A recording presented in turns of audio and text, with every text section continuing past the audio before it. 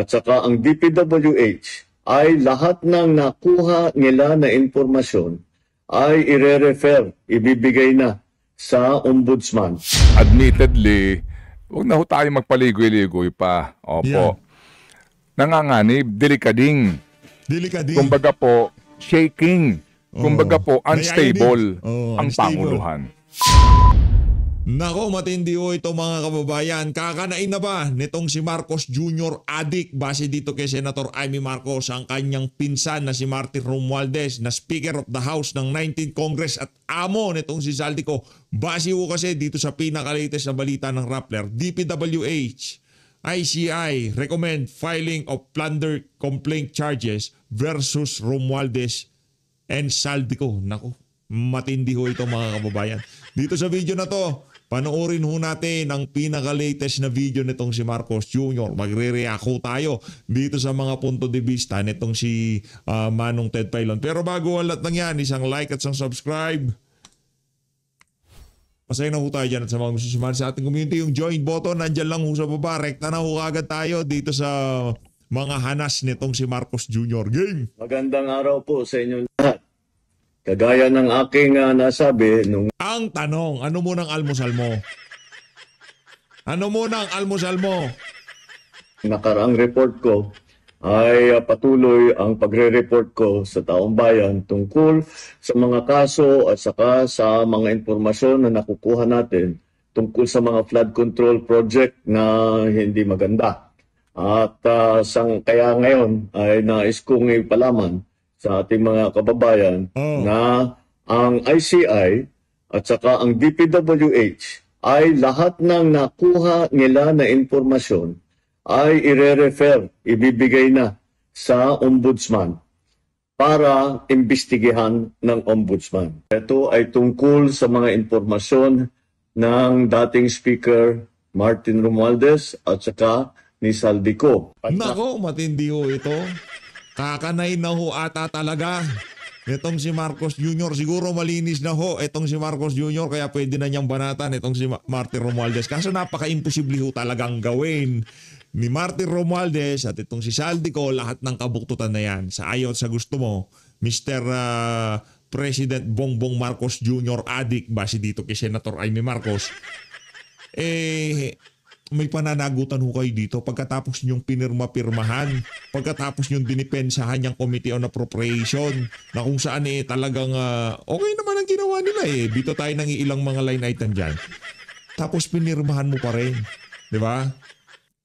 Kaya ngayon, kahit na anong sabihin mo, may pananagutan ka dyan sa mga anomalya na yan sa 2025, 2024 at 2023 national budget. Nakita lahat ng ebidensya, baka mag-file ng kaso ng plunder o anti-graft o indirect bribery. Malakas naman ang loob natin na yung ombudsman, ang ginagawa lamang ay sumusunod sa ebidensya. At kung saan tayo dinadala ng ebidensya, doon pupunta ang ating investigasyon. Maraming salamat po. Naku, yun na ho. At ito na ho mga kababayan, ang formal. Ito ho ang formal na papasa ng mga ebidensya. Siguro ang hawak ni Vince Dizon na to. Kasama ho niya ang ICI at itong si Vince Dizon tagaan ho yan, DPWH. Yan o. Grabe naman yan o. Naku, yan na yung mga ebidensya laban dito kay Martin. Martin! Yari ka dito. Yayariin ka ng pinsan mo dito. O yan, hawakan nyo, tigisa-isa kayo, photo ops tayo. Photo ops muna tayo. Si ano ho yan, yung taga-ICI, itong dalawa na to, ito yung mga aso ni Marcos Jr. Talagang nagputi pa kayo talagang para malinis ang datingan, di ba? Ayos. O, yan o, ano tayo, photo ops. Optics tayo, optics.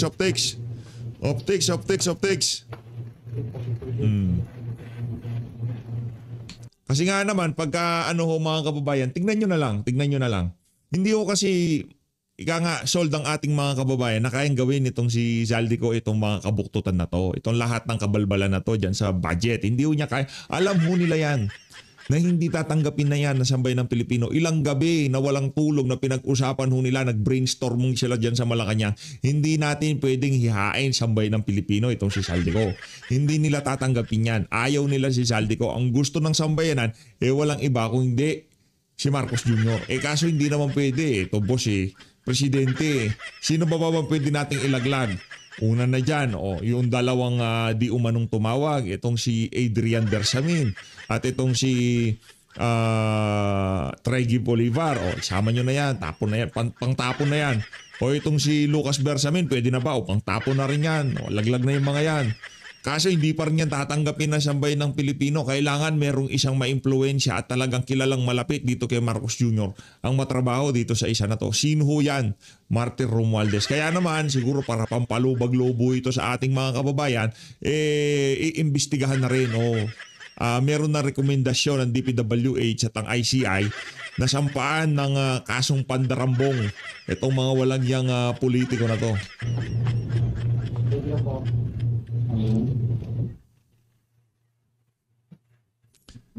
Kung hindi rin lang naman kasama sa mga ilinabasan ng warrant of arrest itong si Martin Romualdez, wag na lang.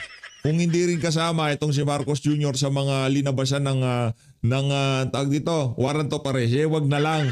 Kung yung mga butete at sapsap lang ang nalabasan ng warrant of arrest, hindi ho yan tatanggapin ng ating mga kababayan. Kahit saan ho kayo tumingin na post, pinagtatawanan lang ho ng sambayan ng Pilipino yung mga pinaggagawa na yan itong si Marcos Jr. Kasi alam ho ng ating mga kababayan na imposibleng walang kilalaman dito sa lahat ng kabalbalan na to si Marcos Jr. Okay?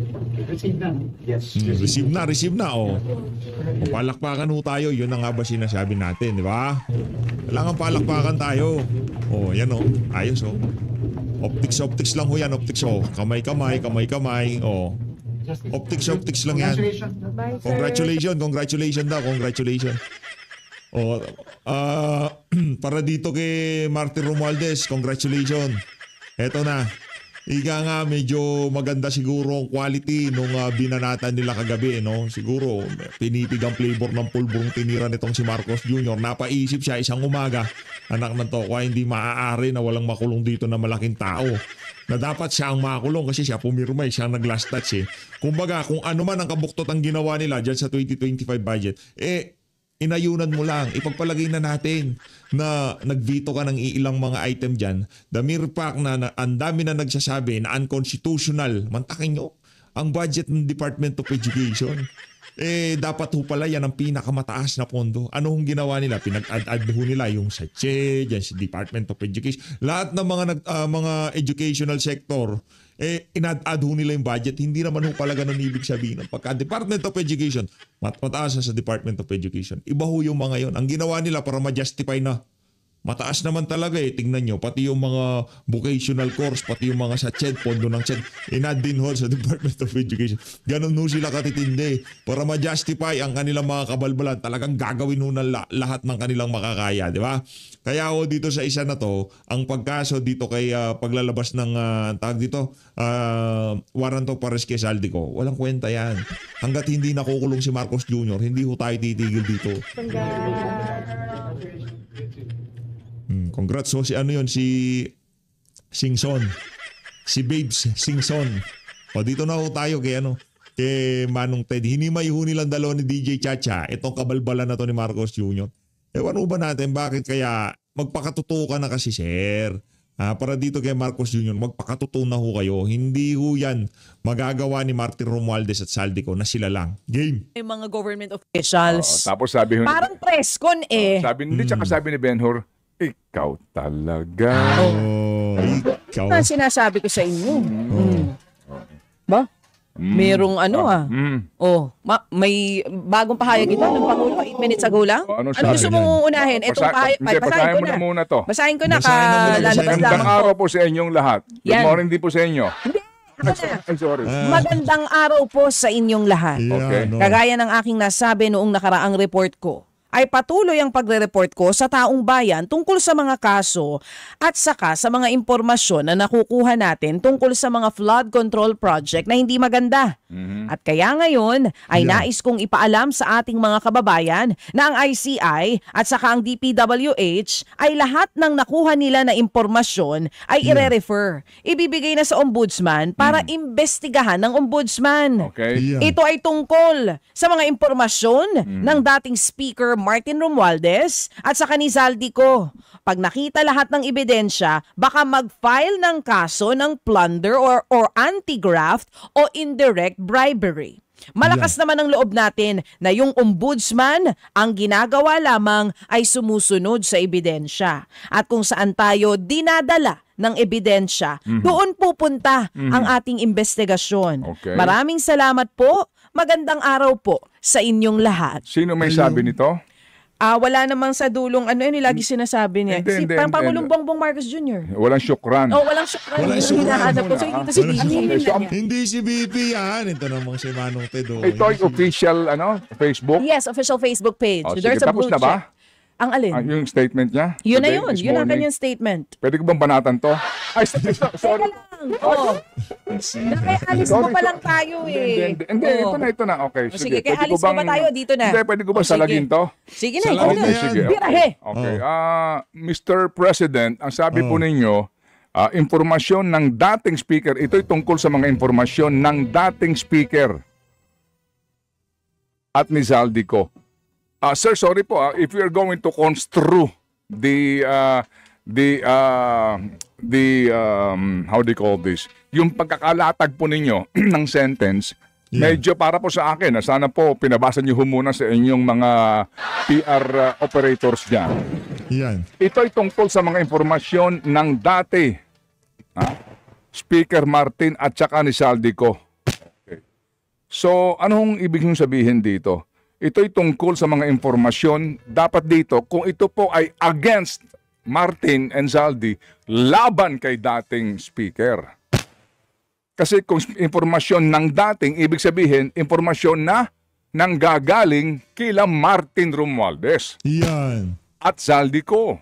Meaning, magsasampa ng demanda based on the information coming from Martin Romualdez and Zald. Sir, with all due respect, Yeah. sorry po sir, kasi ito ikaw, unawain mo yung, yung Unang-una sa kanyang lahat, construction. okay, yung construction ng words mismo, yung posting, feeling ko naman pinabasa sa PR. I don't think sa pagkakataong to hindi papabasa ng Pangulo. Ba't na-approve? Ito'y Number tungkol one. sa mga impormasyon ng dating speaker. Magulo yung construction. Baka yung ano niya, yung PR niya ay nagvi-vape. Baka meron sinisinghot yung kanyang PR. Medyo busy siya sa kakasip-sip nung kanyang hawak-hawak na kaya hindi niya napansin yung mga pinagsasabi na yan ni Marcos Construction Jr. kasi Sorry parang po, baka pinipilit. kagigising lang. Hindi, baka kasi pinipilit na kung paano magsalita ang Pangulo, ganun din yung posting. Pero yes, magulo siya sa parte na magkasalungat po kasi Okay. yung pahayag nitong si Okay. Martin Tama, at Zaldi. Alright. So Ganito. kaninong impormasyon gagamitin? Kahinahunan muna. At mamaya po, bembangin natin tong ICI na to. Naku yan na. Opo. Kasi may inconsistency sila sa kanilang pinaggagawa eh. Sorry po, dito po kay dating Secretary Babes. Babes, sorry po, ako ho, hindi nawawala ang tiwala ako sa inyo. Pero palagay ko po, overruled kayo dyan ng dalawang kasama ninyo. Yun. Yan. Ang daming inconsistency, lalo na po sa mga nilalabas ninyong mga informasyon po eh.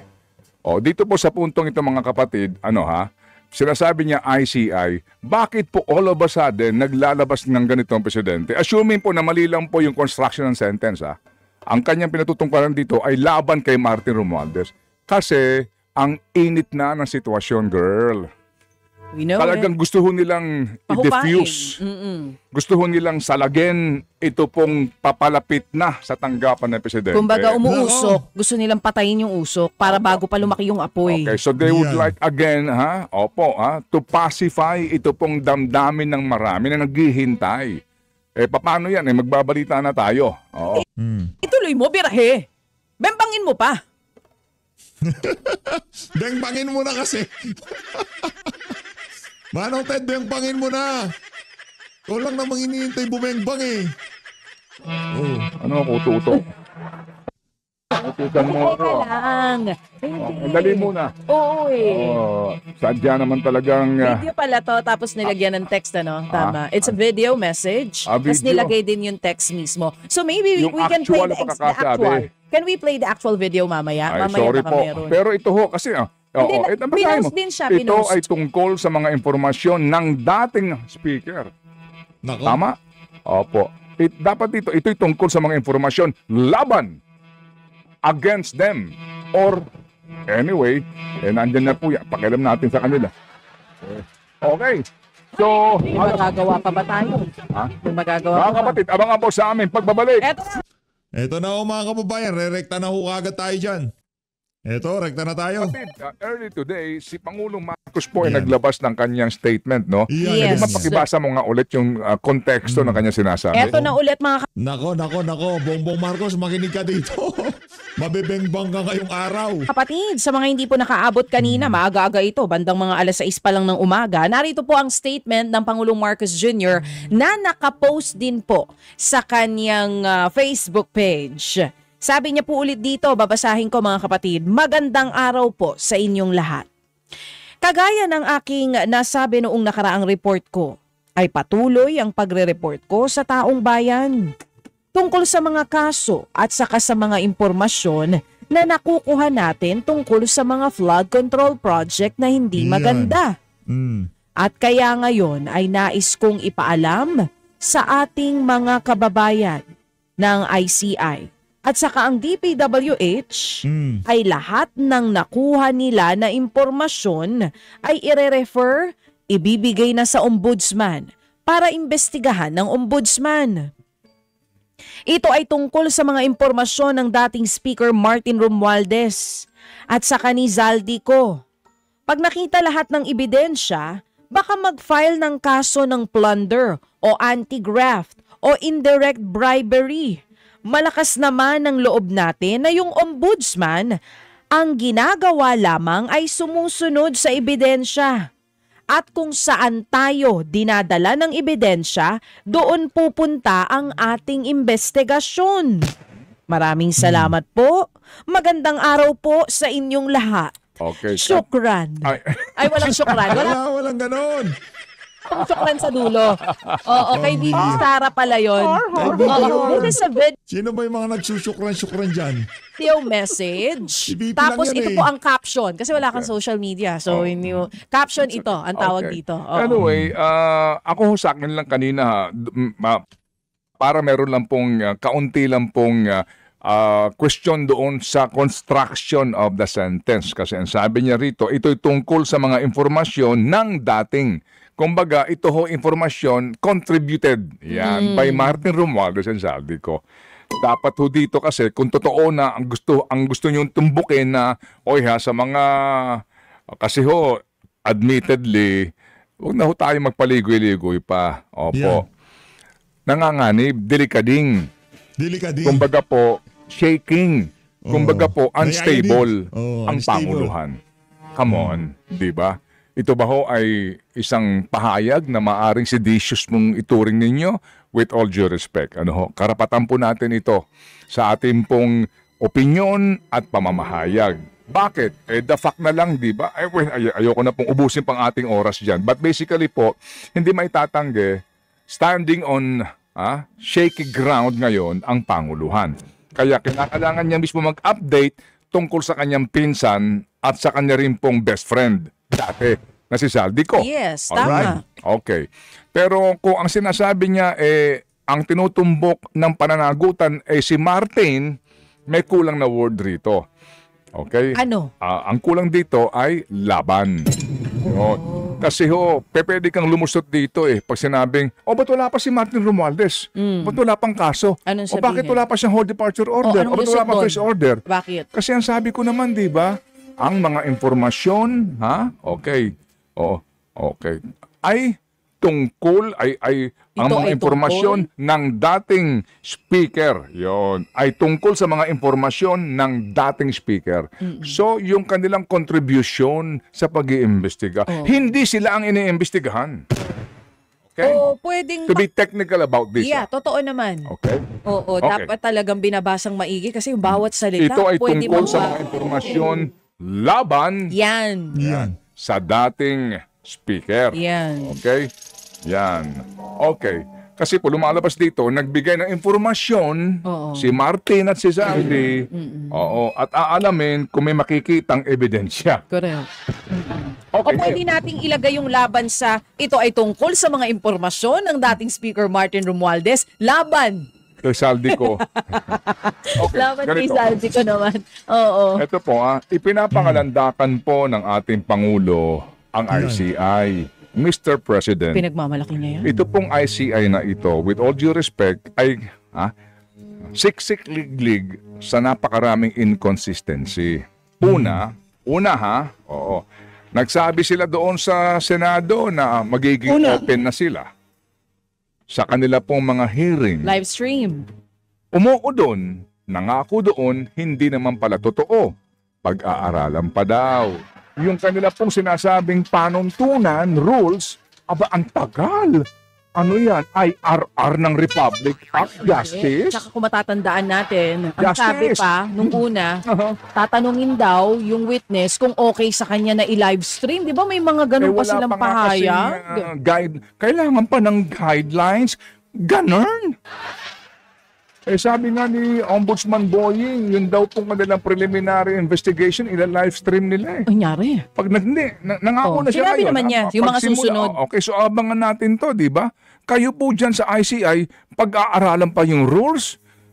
At ito pa ang pinakamalaki ditong kabalintunaan dito sa Pangalawa. ICI. Again, mga kapatid, ginagalang ko po, lalo na po, si former Secretary Babe Singson.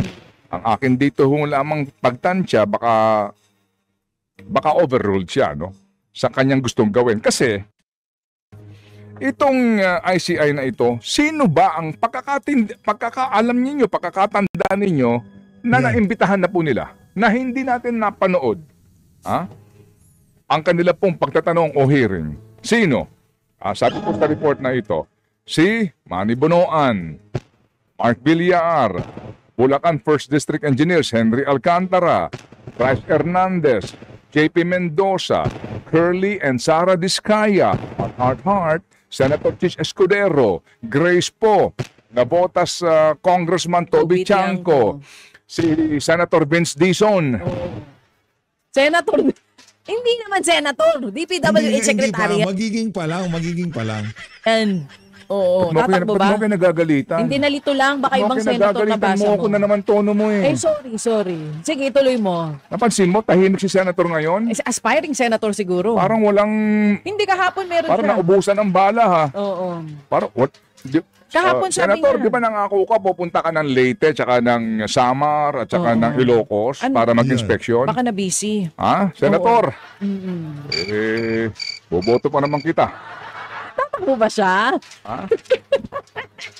Oo. Parang nanahimik yung si Senator, pansin nyo? Kahapon meron siya. No, parang ano, no? Nandun siya sa auction. Nandun siya sa auction kahapon.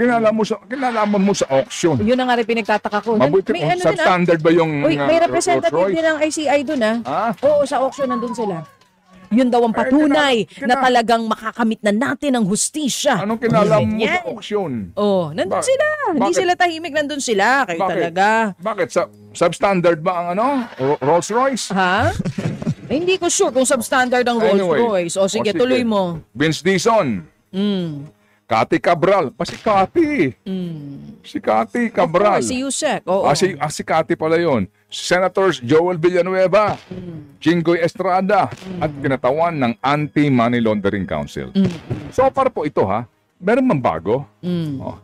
Alam nyo, itong si ICI na to, issue kayo ng ILBO. Ano ba ibig sabihin ng ILBO? Immigration Lookout Bulletin. Okay. Si Secretary Dizon nagpa-request din po ng ILBO. Alright? Pero ito pong ICI, nag-request din po ng ILBO, mga kapatid. Sino-sino ito? Haba nito. Okay. Kasama dito si Maynard Ngu. At ito hong mga congressman na idinadawit ng mag-asawang Diskaya. Okay? Alright. At maliban dyan, meron pa silang dinagdag dito. Nakasama daw po sa ILBO. At naalala din po ninyo, doon sa unang ILBO, nabanggit na po dito yung pong pangalan ng ilang pong mga tinatawag nga na mga facilitators, right? Sino to? Ng mga proponents. Sa mga nilabas niyong ILBO, ICI, ni isa dito, wala kaming, maliban doon kila Martin Romualdez, Escudero, etc., no? Itong mga humarap na dyan, ni isa dito, wala pa kayong iniimbitahan eh. Nako po. Bakit? Nag-ILBO ka sa kaisipan na may kaugnayan sa flood control scam. Tapos, hindi mo Eto ha? Opo. Hindi man lamang pinagpaliwanag. Ibang klase talaga tong ICI na to. Nag-ilbo ka dito kay Marilu Laurio Lipana, nung asawa ng Commissioner Lipana. Pinatawag mo na ba? Tao po.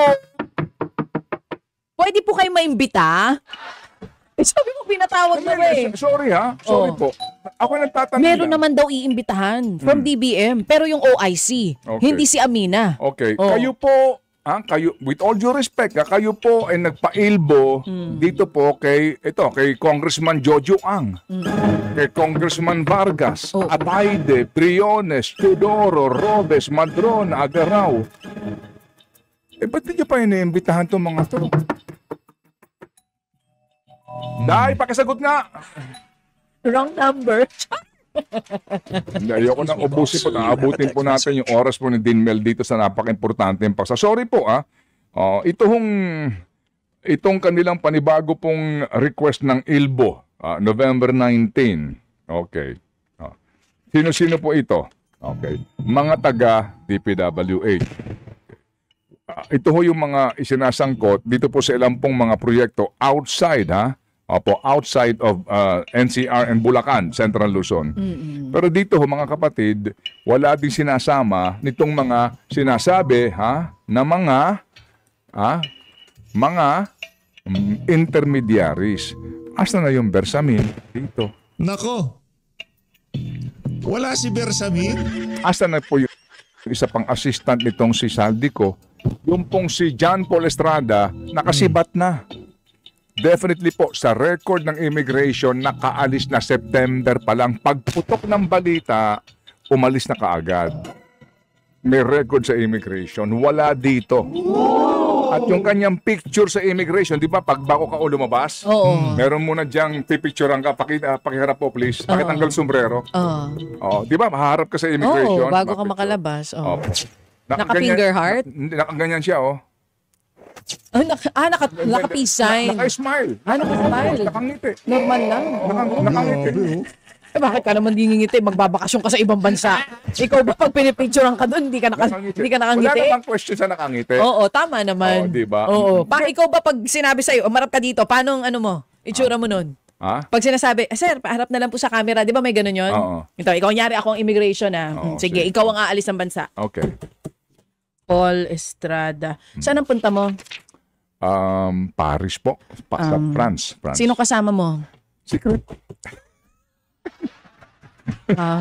Gagagaling mo lang dun Babalik ka? Oo. Sama ko si boss. Okay. Ilang araw? Anong hotel?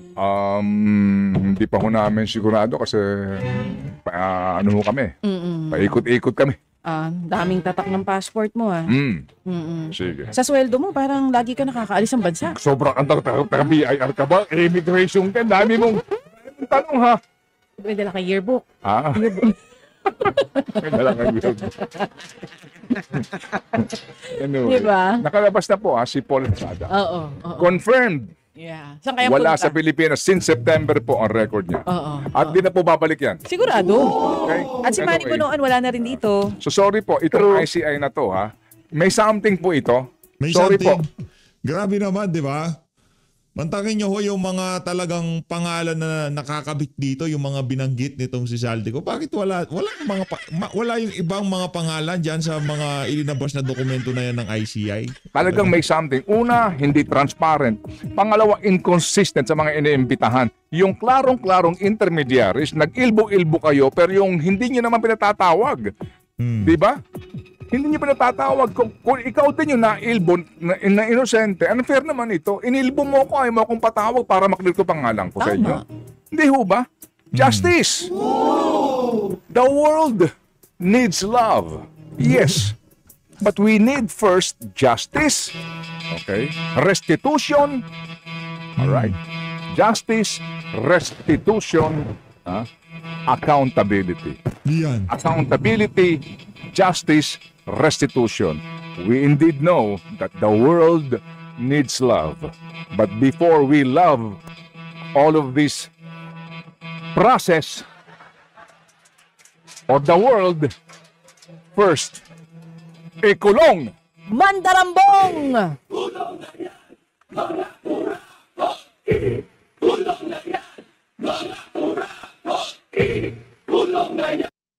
Ibang klase ho talaga yung pagmamaniobrang ginagawa ng administrasyon itong si Marcos Jr. sa mga issue na to para mailayo sa kanila ang sisi dito sa mga maanumalyang flood control projects na to. Mga kababayan, bantayan ho natin tong issue na to, wag ho natin bitawan kasi talagang mga walang yang to gagawin ho nila lahat, ibibintang ho nila lahat kung kani-kanino para lang hindi ho sila masisi dito sa isa na to. As always, maraming salamat po sa pag-support sa PH Update. Mag-ingat po kayo lahat. Mahal natin Pilipinas.